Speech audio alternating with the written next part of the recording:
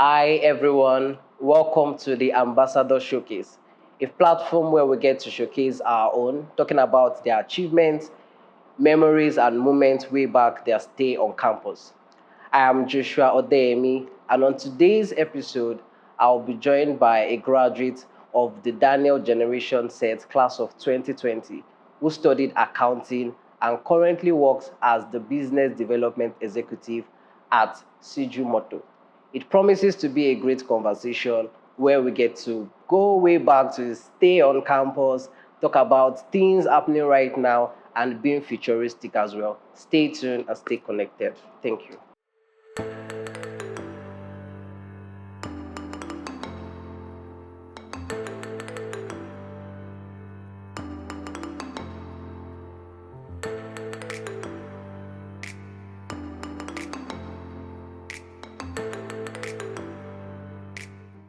All right, Charles, how are you? I'm fine, thank It's you. good to have you on today's episode of the Ambassador Showcase. So, very quickly, before going in depth, can you just give us a quick overview of how run was for you? So basically, it was very calm. Um, I wasn't so the experience wasn't so loud per se, because I was coming from a Redeem Secondary School, and entering one of the first experience I had was with Potter, Okay. and we had a meeting, and there were a lot of discussions, and then he telling us that fine, I might be coming to a Christian university, but they are not angels that are students. More like the fatherly advice. All this fatherly advice that they are human beings, so keep your stuffs well, do not overdo things and all. And then I was also of the opinion that is when I start to do something other people are doing, like something that's probably illegal, that I get caught. So I was pretty much low key. The honest truth is, when I was entering school, I wasn't this big. Yeah, I used to be an athlete. I used to play football, basketball, volleyball, and all. So entering school, the first, we have sports Fridays, Saturdays. Yeah. It used to be in front of the hostel. Okay. So I wanted to play, but they didn't know me. So you practically don't get picked. First day, second day, for like 2 weeks. I just go and look, and then I Basically, go. they were majorly interacting with the existing students about that time, Yeah, right? exactly. Okay. So, and that's how I started, staying back in my room, watch Keeping to movies, yourself. eat, have chocolates and things So like you that. do Yeah. So it was very, very, very calm. I had a lot of people say a lot of people know me, but I didn't know a lot of people. I don't know if you understand what I mean. So my experience was practically, obey the instruction, the instructions, no wahala, no go your stress, way. go my way. The time I decided not to obey, that was when I was in 400 level. Yeah, in 400 level now. You need to loosen up a bit and all. So we resumed early, and most people don't resume early. So school is always very, very quiet. Scanty. Yeah. Then we had the first Sunday service. We decided not to go. We were quite a number in my room. Like, we were a lot, like 6, 7 in my room. And the stuff I tried avoiding when I was in 100 level, not doing illegal things, because when I do, that's when I get caught. But it happened, they caught me. So The securities, brigade they or actually, because my room is very was it high. a It brigade was or Potter, mind you, and school security. Because my okay. room is actually very high. They brought ladder to Wow. like climb through the window. They busted us, came out. It was very scary because it's like Waco came, started getting our names, phone numbers, said it was going to write to our parents that they were going to suspend us or practically even 400 expel level. 400 level. So I Okay, was I like, can imagine. this thing I've been avoiding since. I decided Okay. to do it, and then they're catching me. So I was very calm.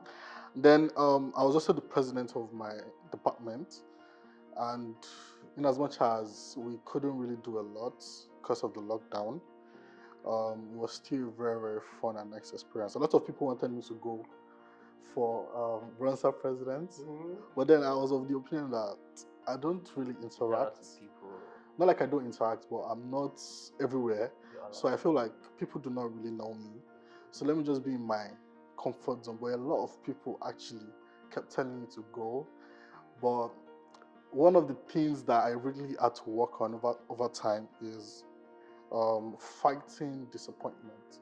So I didn't know how to handle. I was already thinking forward that what if you lose? How is it going to be like? Yeah, they will tag you as the guy that went for president wouldn't, Okay. Fighting disappointment. What do you mean by that? like Is it let's say I the run after and then I effect? do not Okay. eventually win. Okay. How do you cope with it? How do you deal What with it? people say, So that's feedback and all. practically why I did not go. I decided to settle.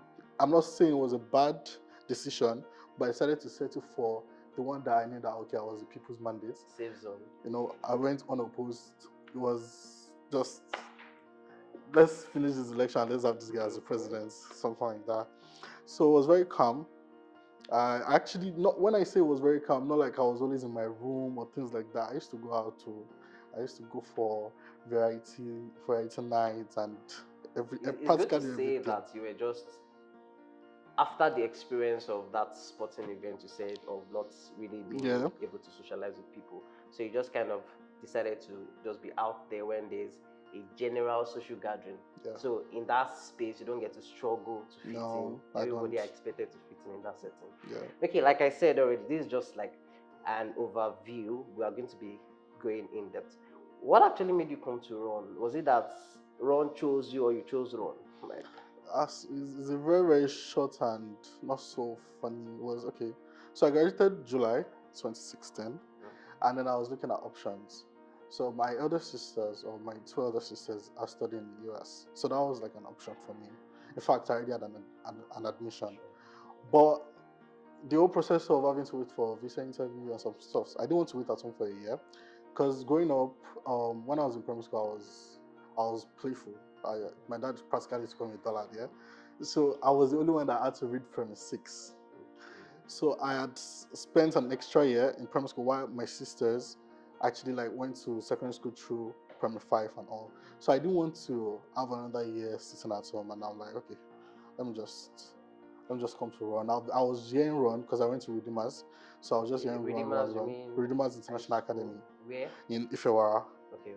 So I just said, let me just come. So I came, and then one of the good things was I don't like exams. So I came and they were not doing exam. At about that time, but Yeah, not they were not necessarily doing now. exams, So I came. Especially with the fact that, are you aware of the fact that Redeemers University right now is the best private Yes, university? I am. So it's really, I really cannot say anyway, but I don't think that whole process of people coming into Run extremely seamlessly, I'm not really sure if it's still there. But that's good. Because at some point when I had a meeting with the VC, then I've forgotten his name, and they were actually talking about me going to 200 level straight, and I'm like, why? So I did Cambridge while I was in SS3, but then it was O levels Cambridge, not A levels.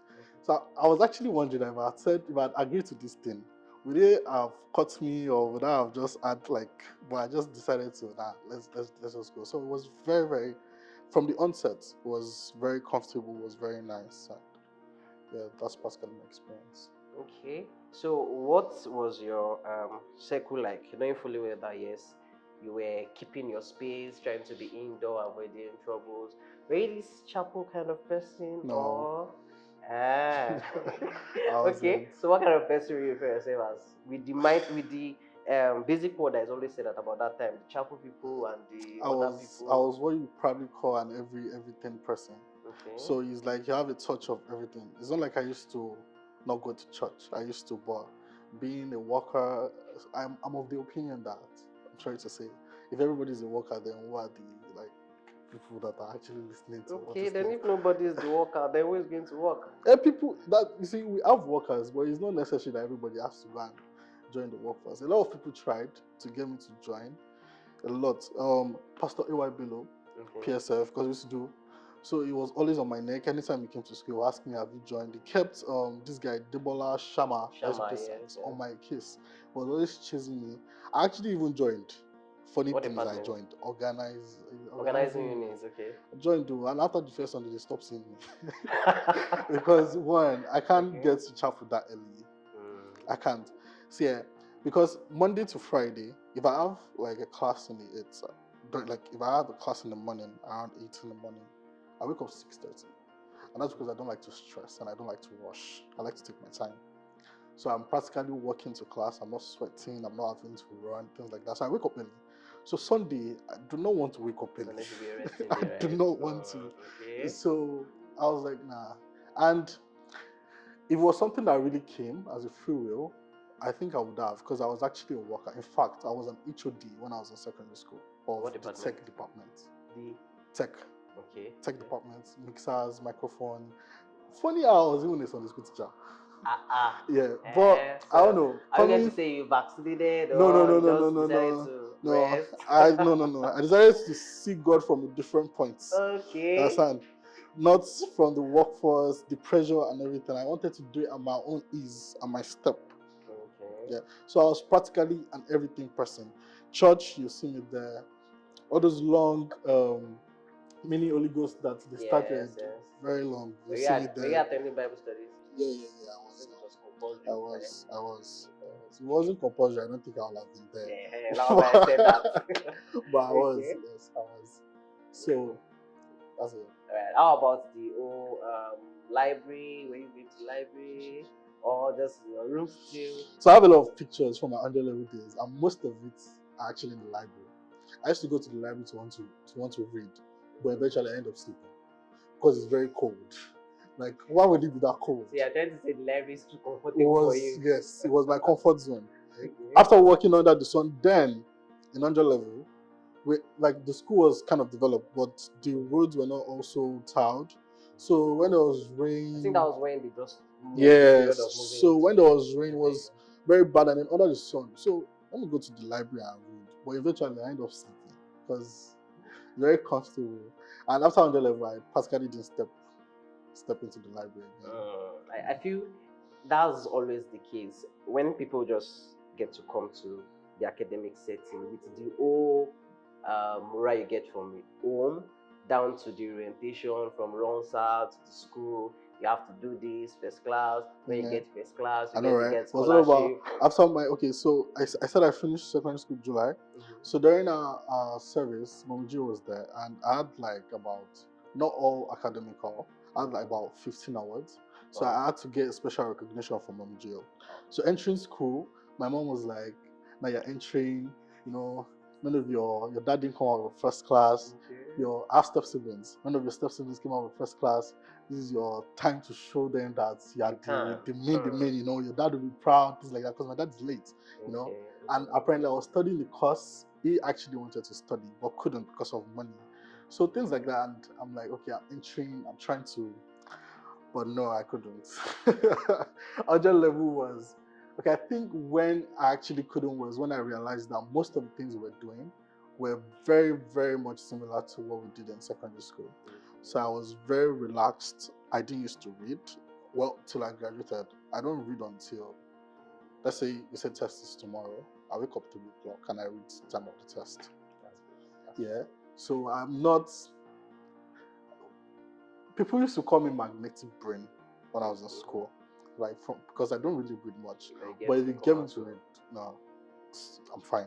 So going to the library, I actually knew I was deceiving myself because I don't read.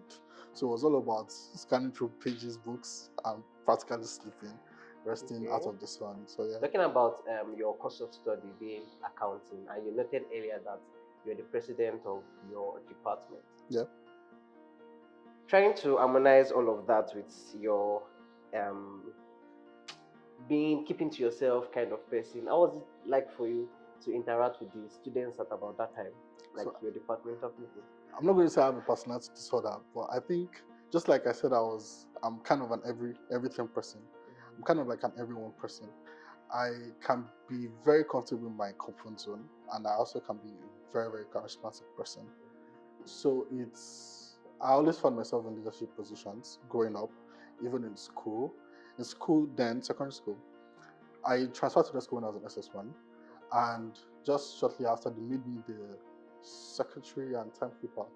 But then everybody used to call me the president, head boy, because I don't want to say, I had like a more meaningful presence, yeah, and this image even more than the head boy. So I've always found myself in that position. So me being inside by myself it doesn't affect how I relate with people. It's just me trying to sit back and actually observe what's going on around me, not just jumping into things. You understand? That's great. Yeah. So, what are the remarkable things that you achieved within the space of being the president of the department? Okay, so um, most times going through 100 level to 400 level, I noticed that most of the activities came during the second semester. Whatever activity that was happening in the first semester was practically that of runtime. So departments they used to really do activities. So I decided, okay, first semester we can change that, and we had like I can't remember what we called it, but it was solely for the I think it was freshers night, just like the ones I used to have it. So we had it at MLT. Everybody rented speakers. It was very very nice to the extent that like I remember that night once people were having meeting in one of the lecture rooms, and they came and they were like surprised that this is actually department doing this. Like they were able first, they were like, "How did you guys get permission to do this and all?" But it's like Wenko is my guy now, things like that. So yeah, it was very people were really happy and they were expecting big things second semester. Then before the first semester ran out, I think when we initially resumed second semester, there was a summit that was organized by OAU accounting students. So I got the school to let us go for that summit. It took majority 400 level, 300 level, went to the summit. It was very, very nice, lovely. Then we got back home and then we thought, okay, what can we do? So we started our own summit. So, but then, Redeemer's University Accounting Student Summit. But then we couldn't do it myself because of the COVID. But the president after me decided to not change anything, use the same name, everything, and they had the first year edition last year. By the grace of God, it's going to be a yearly program. So we'll be having one hopefully next month in school also. Wow, that's amazing. So it's not out of place to say that you started that with yourself and it's something that is ending up being a yearly event. Yeah. That's very remarkable. Okay, so what was it like for you, your 400 level? That was 2020, and that was when the COVID was all over. So how was it like for you academic wise? And the COVID didn't obstruct you guys graduating at about that time? Well, I liked it. I didn't like it. I liked it initially, but I did not like it. A lot of people really liked it. I didn't like it because I became too relaxed. Because it's at home now. Not to be giving us tests at home on WhatsApp. Funny thing is, one lecturer is even catching people that are cheating on WhatsApp. How is that possible? So he's at home, and so the whole first class thingy and all. So I entered first class. I think it was in 200 level, 300 level, and really thinking that okay, I'm about to actually graduate with first class.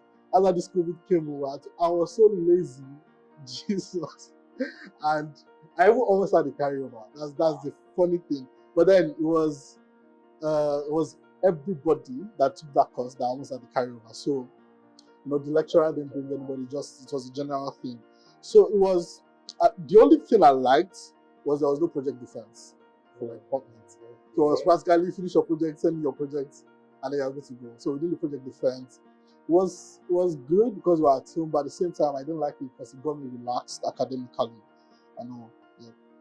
That's great. That's great. So moving forward, fast forward down to your service year.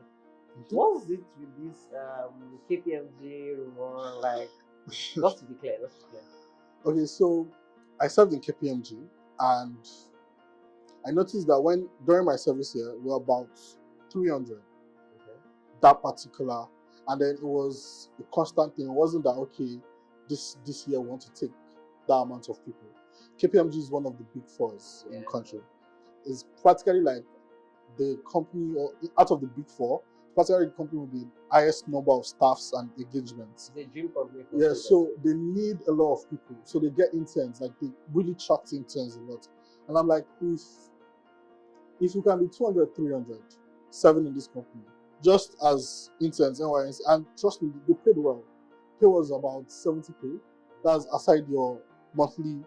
So I was like, okay, let's see how other people could benefit from it. So I told people, I came for the first summit. So I told people, I had a few conversations. Some people reached out to me. So I gave them a few contacts, and if anybody got it, and I would say I'm very pleased with that. So you're trying to say some people actually got?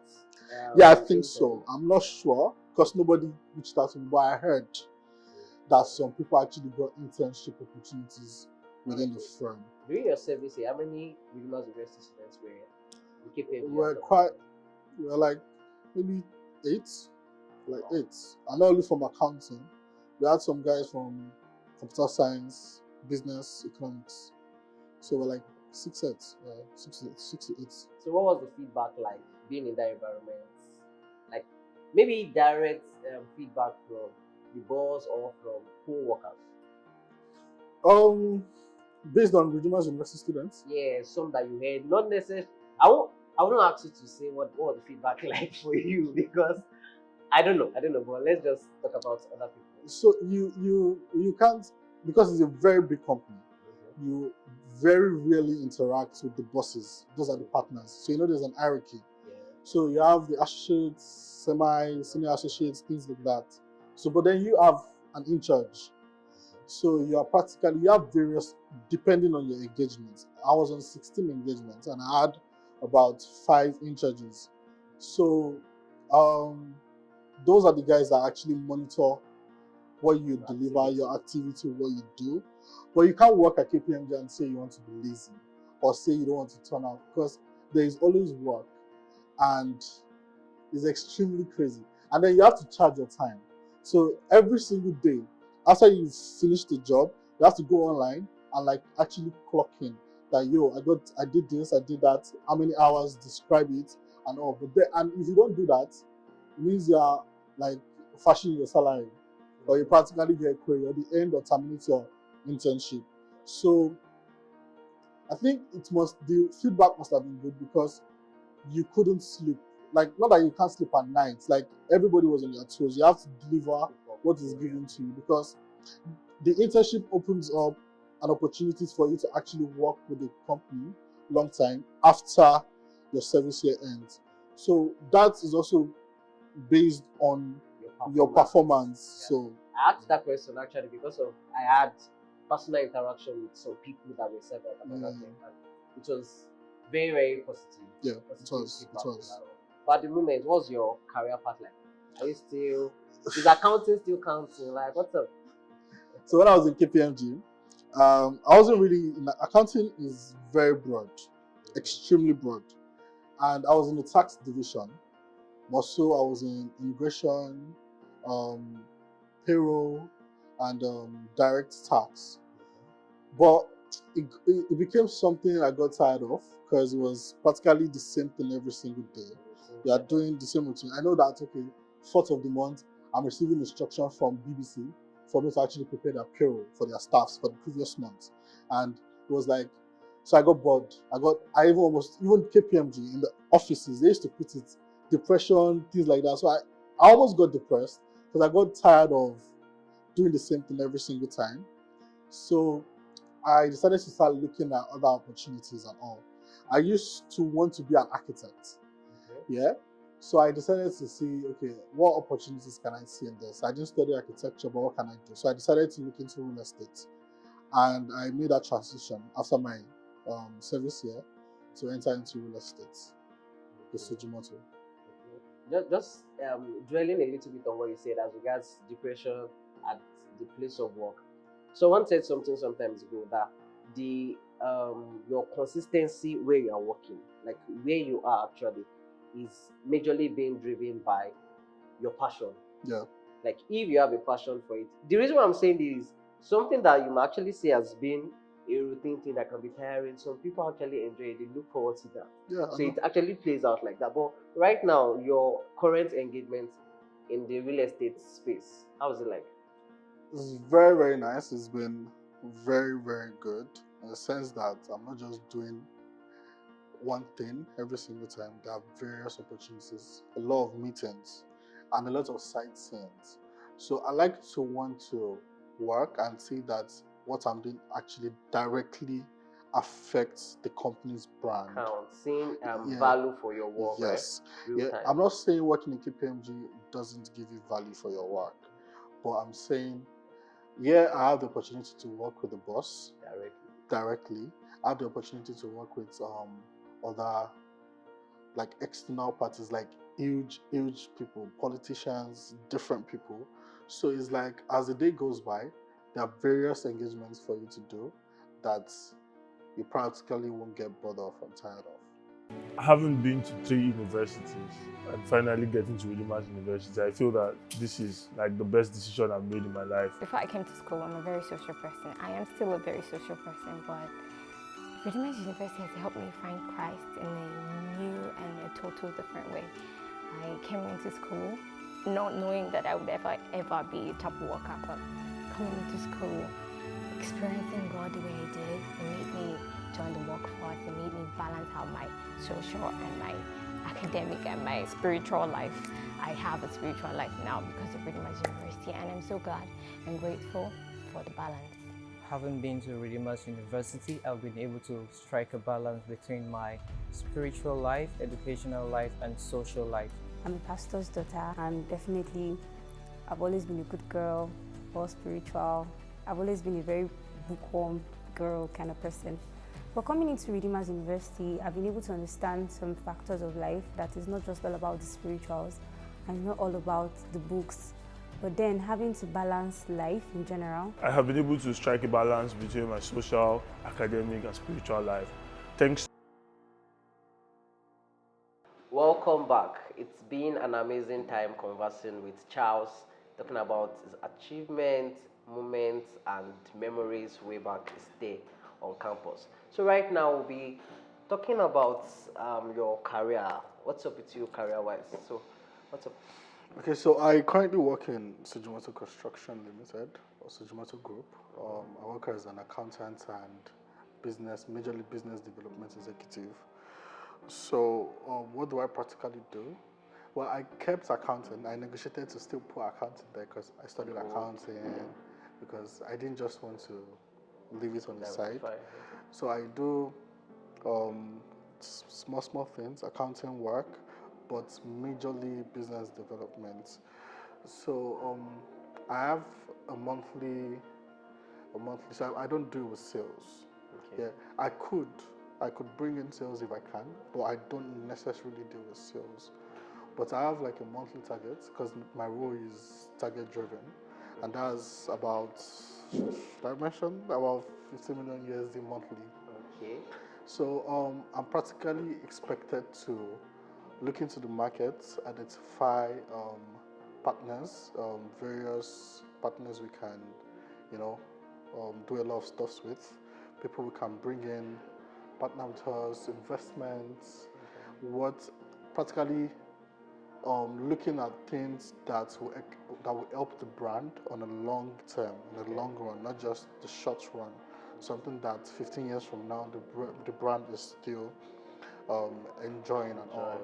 So, and you still have to put at the back of your mind that you have to be very careful what kind of partnerships you form, because you don't want one that would affect the brand of the company. Having legal implications. Yeah, and also even put your CEO at, if you can bring an investment where you don't really do due diligence, and then over time you start hearing that, okay, after a couple of years we can actually fight your CEO for his position, things like that. So I just look around, not only in Nigeria. A couple of months back, I had a meeting with some investors from Kenya on site in Banana Island.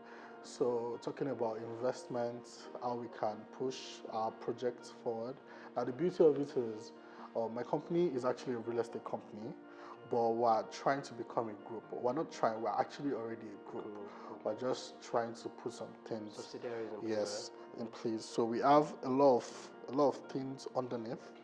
Real estate is like the major construction and development is like the major company. But then we're trying to, because so we do luxury real estate. We don't do housing or small real estate, or buy an old house and practically refurnish or something like that and sell off. We do luxury. So I'm actually on the top, and other tops say it's not a right, it's a privilege to own a unit, because the finishing is top notch. It's expensive. It's expensive to live in. It's developed in one of the most expensive places in Africa, Banana Island. We're trying to move some of our projects to Atlantic. We have some coming up in Abuja, Maitama, When different you say places. Africa, are you just, at the moment, are you just based in Nigeria or you have other African countries? So we have offices in Dubai, Spain, New York, but at the moment our projects are just in Nigeria. So we expect to actually expand. There's actually a plan in place to put up something in Dubai, but we're trying to sort out the whole group thing first before pushing outside, and we're trying to get more projects in Nigeria and other African countries before going out. That's good. Real estate now is, I think, the second fastest growing sector in Nigeria presently. But at the same time, it has been earmarked as one of the most um, sectors that are easily, they can easily use to do fraud. Okay. Yeah. Okay. So there are a lot of strict Not well understood. laws and some other stuffs behind it, because a lot of people launder money through real estate. But at the same time, it's also like the fastest, one of the fastest, I think the second fastest growing sector in Nigeria. So there are practically a lot of opportunities in real estate. If you do not want to do sales, a lot of people think, actually, even I also, when I was entering, I asked, are there other departments? What else do you do? You know, when you made mention of business development executive, just like in the tech space, when we have the back end, and you know that in the back end, that's where the major work is being done before being put out. That's the same way it is also in the business space. Business development in itself, that's where they cook up the business. Like you said, you're not involved with sales and all. It is afterwards when everything has been well settled before you can launch out with the investors and all of those stuff. So what's changed the mindset, or what made you even feel that there's a space for you in the real estate, like you're about to say? So I am passionate about real estate. I honestly, in the nearest future, want to own my own real estate company. And I saw an opportunity to work with, is actually one of the youngest billionaires we have in Nigeria. I saw an opportunity to work with him. One of the best, if not the best, real estate company in Nigeria. His name is Sijuwade Ogundele, Mr. Sijuwade, call him Suji.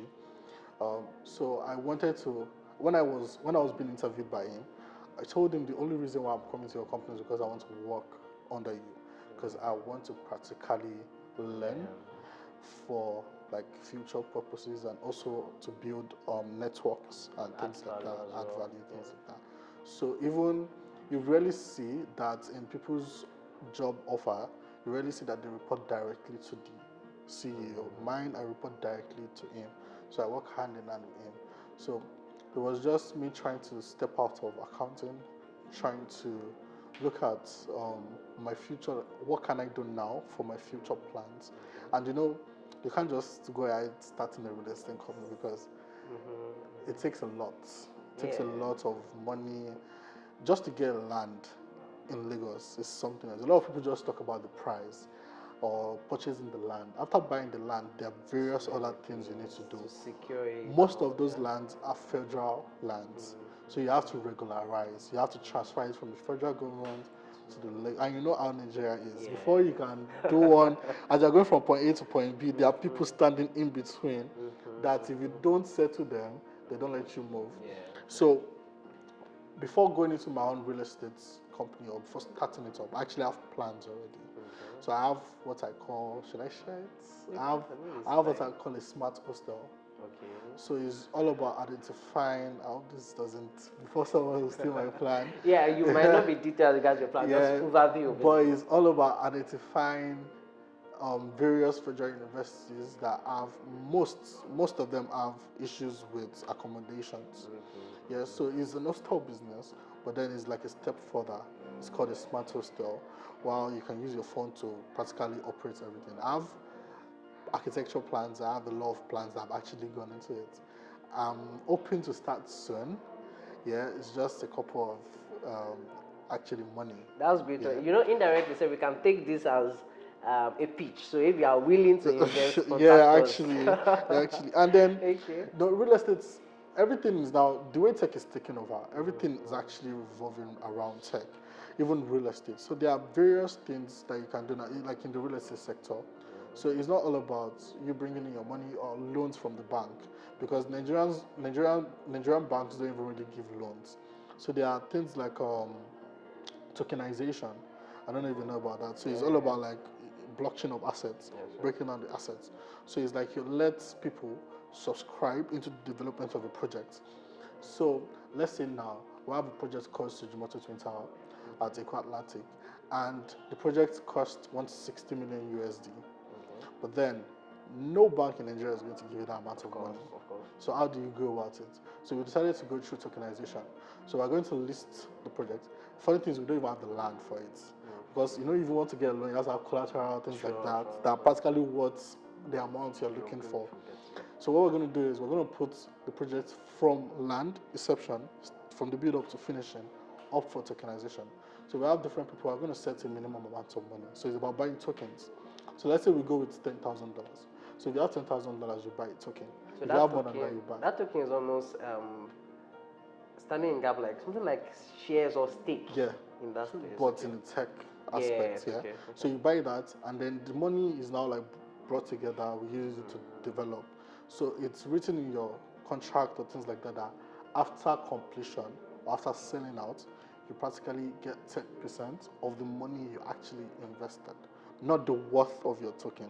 I get you. Money A little bit just giving, like right now we are just trying to share knowledge basically. So like in the space of investing, there's what we call private entity. And private entity actually stand in gap or take the place of the banks. Like you noted earlier that that particular money you might not be able to get it from the bank. But the space of where private entity come in, it could be in form of this tokenization you made mention of, or individuals who have the fund to sponsor, and not just have the fund, they have the understanding of what that business. So you are benefiting in two ways. You are not just getting the money like you would have gotten from the bank, but they are giving you the money, and you are also receiving either goodwill, or you are receiving what I will call advice from them, and that actually save a lot of stress and a lot of money to be spent. But still dwelling a little bit as regards the projects that are ongoing. What is the apex one right now, the pressing one? So we have Leonardo by Sujimoto. Is located in Banana Island. It is a 14-story building. It's fully automated. When I say fully automated, you practically control everything from your phone or from your iPad, from the curtains to the door to your walk-in closets to the Were you a music. part of this from the beginning? No, I wasn't. Okay. So they started the project during lockdown. Okay. I found it was extremely difficult because it was lockdown. So a lot of people couldn't. There was getting the funds was an issue and some other stuffs, but they found a way around it. And the project is like 70% complete. Hopefully, it should be open next year. So you can just search it, Leonardo by Sijuwade. It is top notch. It is crazy. It is luxury. So I did a shoot in one of the apartments, fully furnished, and I'm like, can I just own a piece of this? Because getting there already. It's crazy.